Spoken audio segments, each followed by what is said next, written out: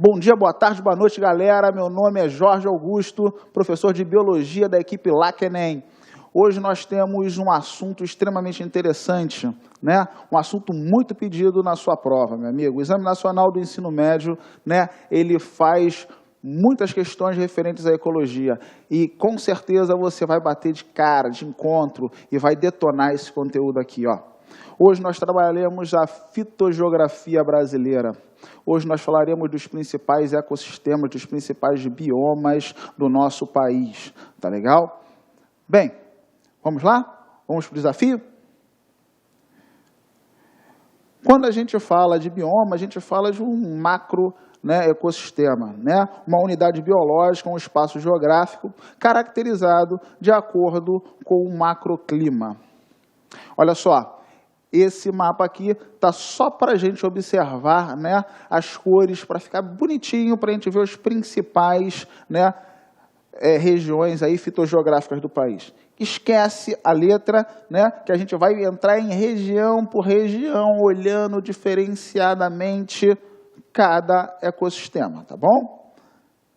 Bem, o primeiro ecossistema que nós vamos dar uma olhada vai ser a floresta amazônica, tá legal? Antes um pouco de falar de floresta amazônica, eu te chamo a atenção que algumas aulas atrás nós falamos um pouco de ecossistema, né? Nós falamos que o ecossistema é a junção dos seres vivos, né? A gente falou de biocenose, tá legal? E os fatores abióticos. Então existe uma série de fatores, né, que vão influenciar na vida no ecossistema, apesar de não ter vida. Nós falamos diretamente da temperatura, nós falamos da pressão, nós falamos de vários. Existem dois fatores abióticos que você não pode esquecer, que são extremamente importantes, né? Cheguei a citar, né, nessa aula de conceitos, né, da taxa pluviométrica e também cheguei a citar um outro tipo, né, que seria a iluminação. Né? A iluminação ela é extremamente importante, porque nós vimos que a iluminação, o sol está diretamente ligado ao processo de fotossíntese, primeira coisa, né? E a taxa pluviométrica aí. Porque a água também é um elemento extremamente importante para a fotossíntese. Tá legal? Então, dependendo do local do nosso planeta, existe maior taxa de iluminação, existe maior taxa pluviométrica. Você vai ver que existe uma certa coincidência. A nível equatorial, né, a nível do Equador, né, existe uma grande incidência de raios luminosos. Essa grande incidência de raios luminosos vai proporcionar, né, uma maior taxa de fotossíntese. Tá legal? Melhor falando, uma melhor capacidade de taxa fotossintetizante. Tá? Então, existe aí uma maior capacidade de biodiversidade. Lembra? Biodiversidade, concentração e variabilidade de vida numa determinada área. Tá certo? Então, quando a gente observa a floresta amazônica, ela é uma floresta extremamente biodiversa. Por quê? Porque é uma floresta, né, que está a nível do Equador. Beleza? Vamos para as características, né, da floresta amazônica. Primeira característica, localizada em baixas latitudes, ou seja, próxima à linha do Equador, como eu acabei de falar. Tá? O clima da Amazônia, a gente diz aqui que é quente e bastante úmido. Então, isso vai proporcionar uma elevada precipitação. Então, existe uma concentração, né, uma taxa pluviométrica muito grande. Tá bom? Maior parte do solo da região apresenta baixa fertilidade. E uma grande taxa de epifitismo. Então, colocamos aí 5 características chaves, né? Bem, meu amigo, eu te peço licença para mostrar uma coisa, né? Na Amazônia, né, a gente está falando aí de uma concentração de luz gigantesca, porque está a nível aí praticamente do Equador e tudo mais. Bem, a briga na Amazônia é por luz. Quando a gente fala da fitogeografia, a gente já vai analisar bastante da vegetação. E lá, a briga é por luz. Então, coloco lá naquele meu desenho, o meu solzinho, certo? E eu te digo que a vegetação, né, ela vai estar brigando por luz. Você tem árvores muito altas. Você tem uma floresta extremamente fechada, aonde o sol entra pouquíssimo. Então você vai ver que o solo praticamente não recebe sol. Você vai ver que as folhas são extremamente largas.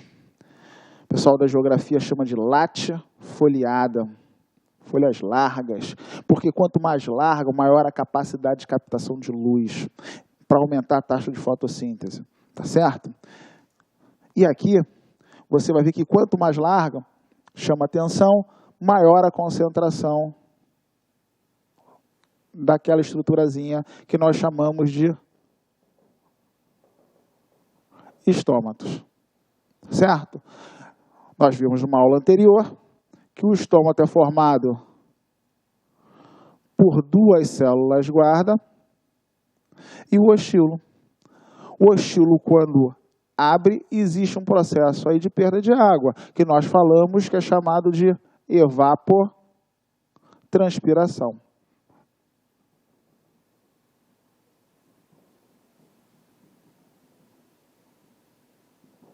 Eu estou te mostrando aqui que a floresta amazônica, ela tende a ser bem úmida, a umidade do ar tende a ser bem grande por conta da grande taxa de evapotranspiração, tá certo? As folhas tendem a ser largas para captar maior concentração de luz e realizar maior taxa de fotossíntese, tá? E as plantas estão brigando por luz, elas estão crescendo. Praticamente elas formam um tapete. Você, quando observa uma foto da Amazônia, parece um tapete, onde quase todas as árvores estão na mesma altura, com folhas bem largas para captar o máximo de luz. Tá? É um troço muito interessante, né? Porque as plantas menores acabam não tendo vez aqui. Existe um processo seletivo em que as maiores tendem a ter bastante sucesso. Tá? E as menorzinhas, né, muitas vezes a gente acha orquídea, bromélia, realizando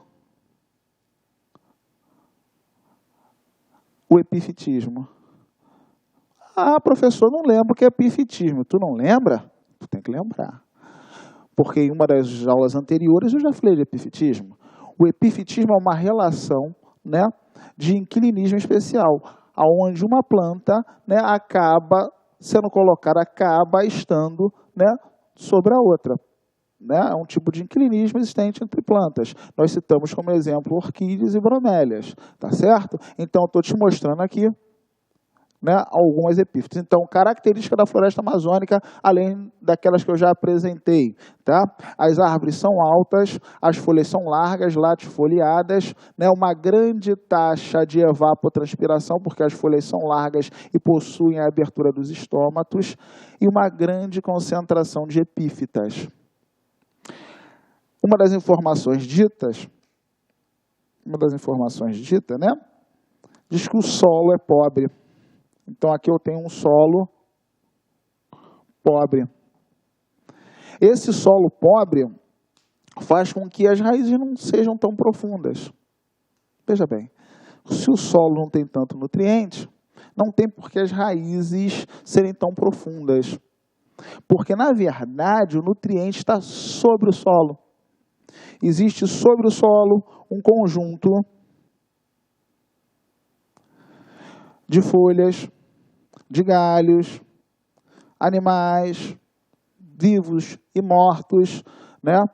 Aí fungos, algas, líquens. Cara, existe aqui, né, na superfície, né, muita matéria orgânica em decomposição. Então, o nutriente da floresta mesmo, que sustenta realmente a floresta, está aqui sobre o solo. E não no solo, porque o solo é pobre. Essa superfície é chamada serra pilheira.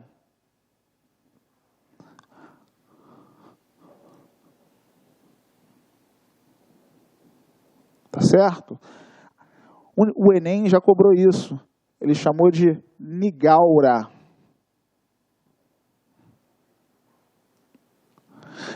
Então, sobre a floresta existe aí uma superfície, um tapete formado de matéria orgânica, né? Que está sofrendo ação, decomposição, né? Então nós temos lá folhas, galhos, frutos, animais mortos, tudo sofrendo ação aqui dos decompositores, tá legal? Então as raízes não tendem a ser profundas, elas tendem a partir de uma certa profundidade retornar, formar uma verdadeira malha